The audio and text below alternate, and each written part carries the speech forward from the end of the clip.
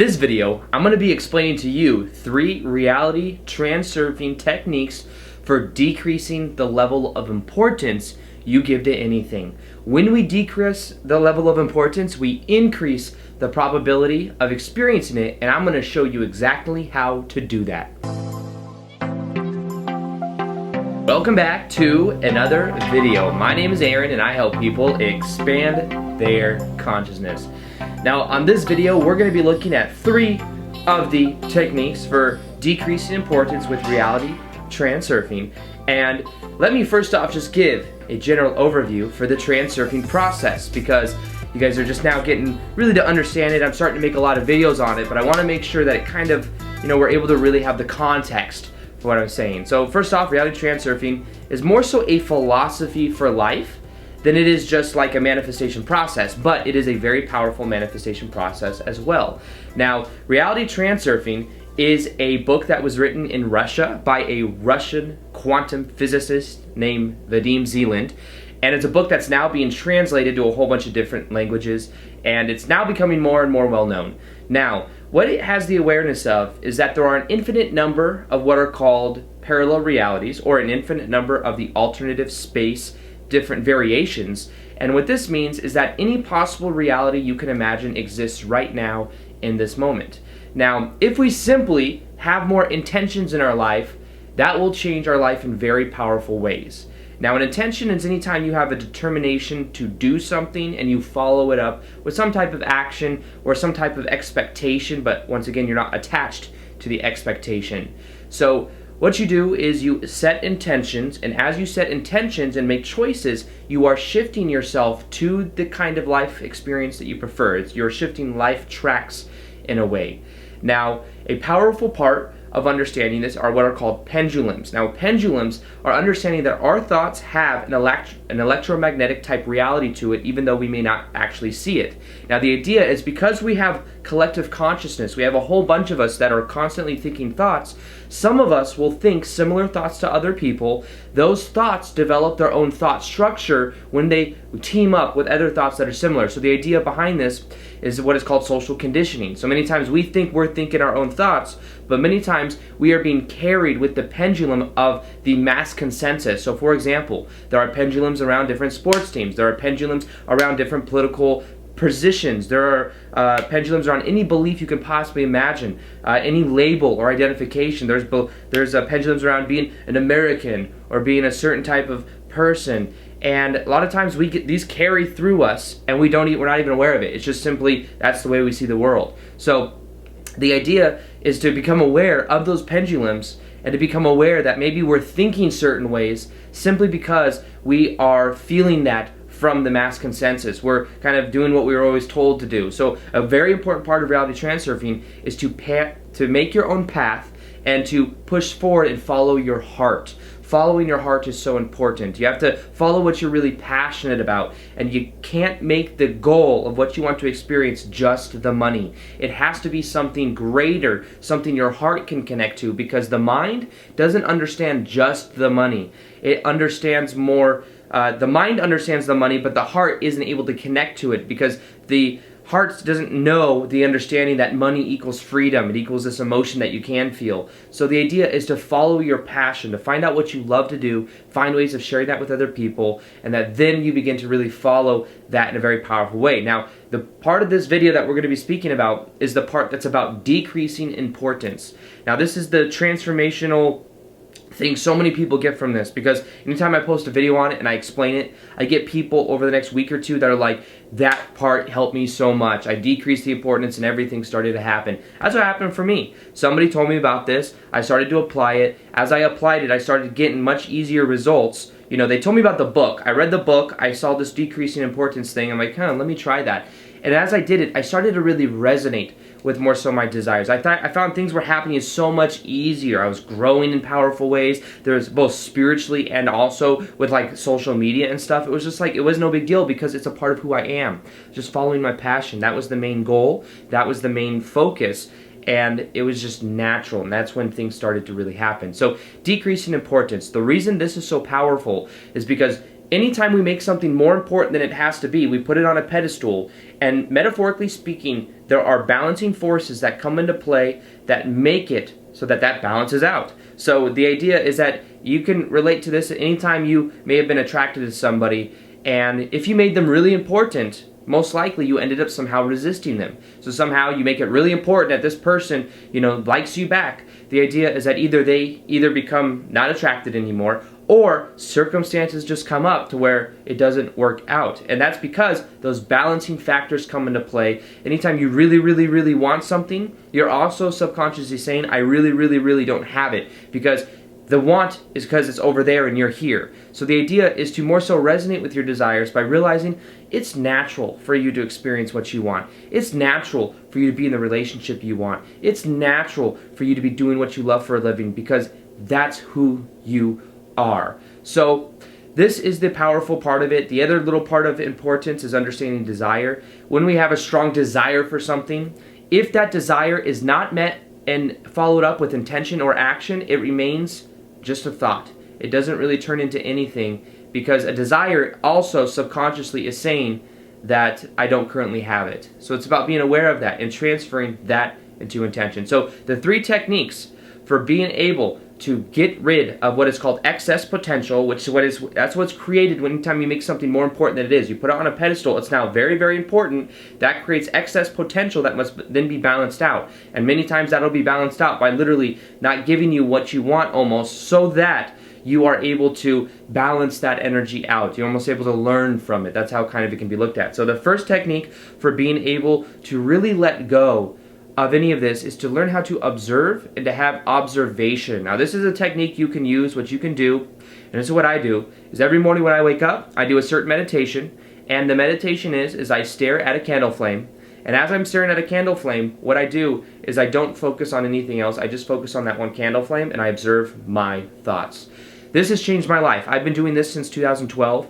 What it's allowed me to do is to really neutralize anything that's happening, not give charge to the negative thoughts that I'm having. And as I'm from a neutral point of view, you can then choose your momentum. You can then choose where your thoughts go. Now understand that whatever you focus on, you will feel. So if you're focusing on a whole bunch of different things, you're not gaining any momentum. And that's why when the eyes wander, the mind wanders as well. So what you can learn to do, and the way you can apply this, is by focusing on one point. You can close your eyes or leave them open. Focus on one point and observe your thoughts.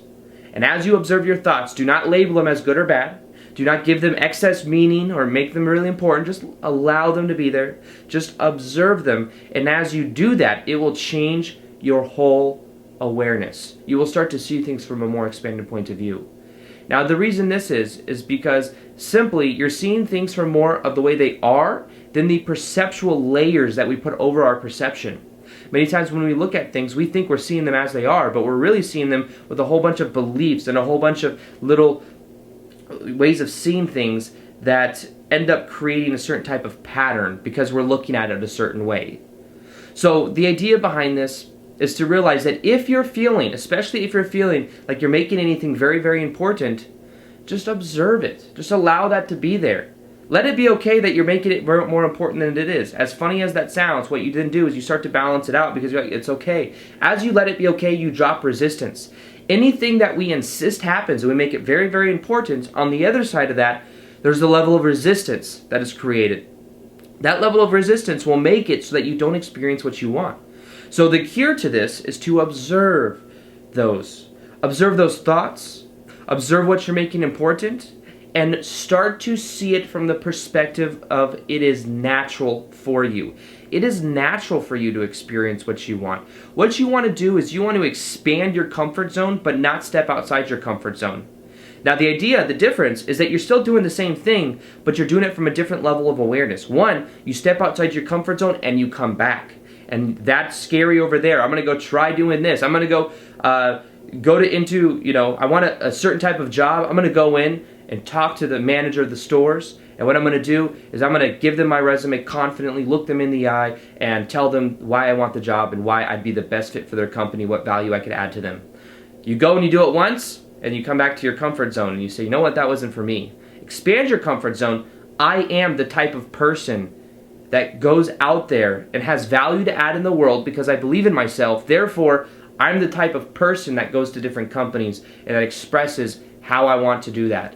You see what I mean? It's a different perspective. It's coming from a different level of awareness. But as you do it like that, that's where everything really begins to change. So observation is one of the most powerful ways to decrease the level of importance.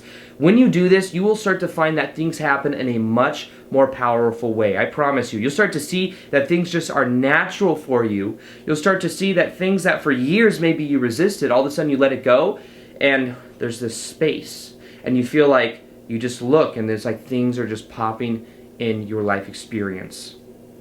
The second technique that you can use to decrease the level of importance for something is understanding emotions and forgiveness. Now, forgiveness dissipates an imbalance of energy. Now, think of it like this. We're constantly walking around living out different patterns of our lives based on the meaning that we give things. So Susie or Carl or whoever did something to you when you, maybe 5-6 years ago, stole money from you. And what happens, you haven't been able to forgive Susie or Carl. Whoever it is. And the idea is because you weren't able to forgive either of them, you subconsciously carry around a pattern inside of you that says that people do things to you like that. That's something that you are in a way worthy of. You're worthy of these mishaps that happening because of some reason. And as you carry that energy along with you, you will link up and resonate with experiences in your life of that. It's almost like you're saying, I don't want this to happen, and this has happened before, so therefore it links up with people in the alternative space, in the different parallel realities there are. It links up with people in the alternative space that can give you exactly that. As harsh as that may sound, the key to this is to forgive that person. When you forgive, you let go of the excess potential and you allow yourself to then be free. You're not free anytime you hold a grudge. You may think you are because you get an emotional stimulation and you get mental stimulation when you're thinking about what this person did, but that's only from a certain level of consciousness. What you want to do is neutralize it by forgiving whoever did anything to you. And when you do that, you stop seeing those kind of people in your life. Now, this will sound kind of funny, but okay, I explained this story many times before. I'm not going to go too far into it. I know a lot of people went through a lot of shit when they were younger, so I'm not saying that I'm any different than that or like, you know, I had it worse than anyone else. But anyways, I went through an experience between 9 and 15 years old. I had an abusive stepmom who had like bipolar issues. And my dad was a firefighter, so he wasn't home very often, so me and my brother were with her, and she was very controlling, she was very manipulative. It was like we weren't allowed to have friends, we weren't allowed to do anything, we were always working outside, and we weren't allowed to eat very much, we were very malnutritioned. At 15 years old, my dad divorced her, and basically what happened is then we had all this freedom. And we were able to eat what we want, we were able to have friends again, able to do school activities, like it was like a whole new world. Then that period that was very painful, because we were very controlled, she was very abusive, but then this is what happened. After I came out of it, for years, I felt resentment, because I was like, this happened, why did this happen? I didn't understand it. Now, long story short, it was one of the best things that ever happened to me because it led me to my spiritual awakening. It led me to go deeper within myself and to see it from a new point of view and to understand that it made me who I am today, in the sense that now I'm somebody that I very much preach freedom, and I want people to become free of their emotional ties. And maybe I wouldn't have such a desire for that if I didn't go through that when I was younger. But I had to learn how to forgive my ex-stepmom, because this is the thing, this is the funny thing that I realized. There were a couple girlfriends that I had after that experience of that. I had a couple girlfriends from probably when I was 16 or 17 years old until about 21. And there were 2 or 3 of them that had similar traits to my ex-stepmom. And I didn't even notice. They were controlling, kind of like her. So what I had to do is I had to learn how to take my power back. I had to learn how to become really like a man that's on the purpose, with a vision, and somebody that goes forth and that doesn't let anything else really kind of, not in an egotistical way, but like I'm very much more centered now, and I'm very much more focused on what, you know, I want, who I am. So it's a little bit different perspective, but now I'm almost a rebel. Like, it's almost like somebody tells me to do something, I do what I want to do. And I believe that one of the reasons I have that is because I was able to grow from that, but also I was able to forgive. The moment I forgave her, I really meant it and I really did it. And I realized it from a more of a spiritual point of view, that everything happens in life for a reason. Not everyone likes to hear that, but I believe that at a certain level I agreed to an experience like that. And what happened is immediately after that, the next girlfriends that I had were much less like her. It's almost like I learned the lesson. Take your power back. Don't let people control you. And that maybe turned me into the opposite of that, because then I became a rebel, like somebody that you can't really tell what to do. But that's who I am now, and that's what I enjoy. I enjoy paving my own path and inspiring other people to live their own truth and to not let other people control them. And I had to forgive, not make it that important. And as I forgave, no more of that pattern is coming through in my life, at least that I'm aware of. And that's something I think can be very powerful for you. Maybe find out where that is. Maybe it's has to do with money, right? Maybe you find that money's not coming into your life. Maybe it's because you haven't forgave someone of something that happened, and you're carrying around this feeling of unworthiness. And as you carry that around, it continues to breed something that you see more and more patterns of in your life. So it's about really just being aware of what that is, making the decision that you can forgive whoever did anything to you, that when you forgive, you dissipate that excess energy, and then you also, at the same time, let go of that pattern. Now, the third one has to do with something I've talked a lot about on the channel before. It has to do with understanding action. And desire. It really has to understand with letting go of desire. Now, first off, let me say that if you want a powerful technique, one of the ones I created a free guided meditation that will show you exactly how to decrease your level of importance, which will then increase the probability that you experience what you want. It will also wire in some of the reality transurfing ideas. It's something that's absolutely free. You can download it in the top of the description box below. So it has to do with understanding that desire. And desire in itself is not powerful. What is powerful is when you translate that desire into either intention or action. So this technique has to do with simply setting more intentions throughout your day. This is what most people just aren't doing. They don't have a focus of what direction they're going into and what they want to experience in their life. And because of that, they're therefore not experiencing what they want. Have intention and direction. Find out, what do you really want out of life? Who do you want to become? What kind of experiences do you want to have from your heart, from following your passion? What do you want? And as you become aware of that, set intentions that you will experience more and more of that. And if you don't know what that is, that's cool. But start to set the intention that you will find out what that is. You can follow this as long as you want, but intentions are one of the most powerful things that you can really apply into your life. You can set an intention around just about anything. And what I recommend is something called segment intending, which is like an old school, things like an Abraham Hicks type thing, but it's very powerful. What you do is you realize that your thoughts have an electromagnetic type reality to them, that when you go throughout your day and you do certain activities, that it almost primes you for the path of least resistance with the neurosynaptic connections in your brain. So think of this. You get into your car and you're getting ready to drive somewhere. What you do is you think, I intend to get where I want safe. I intend to have a great, feeling while I drive wherever I'm going. And I intend that when I get to this place, I'm going to feel this certain way. You set that intention when you get into your car. And then once you get to where you are, you're like, okay, I'm going to meet up with this person. I have intention to have a very good meetup. You don't have to do this all the time, but this is the thing. The more you do it, the more momentum you build. And then the next time you get into your car, guess what the path of least resistance with the neurosynaptic connections in your brain is? To be thinking about a safe drive subconsciously. It starts to run itself. You're thinking about a safe drive, feeling good while you get there. When you get there, you're going to connect to other people. And then when you get somewhere, you're patterned to feel connection with other people. And that segment intends those life tracks of what you want to experience. So set those intentions, and I think you'll find that things really begin to change in your life. And you'll really be able to decrease the level of importance so that you resonate. You start to realize it is natural for you to experience what you want in your life.